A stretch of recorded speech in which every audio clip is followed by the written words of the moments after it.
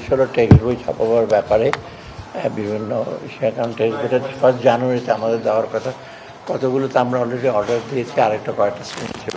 তবে আমরা আরও ভালো যাচাই করার জন্য আজকে বলেছি যে এর আগে ছিল তাদের বইয়ের মান কীরকম পাচ্ছে, একটা ইসে করছে কিনা, মনোপ্রাইজ করছে কিনা, আমরা সেই কথাটা লিস্টটাকে আজকে যাচাই বাছাই করে আমরা বলছি যে আমরা তারপরে দেবো।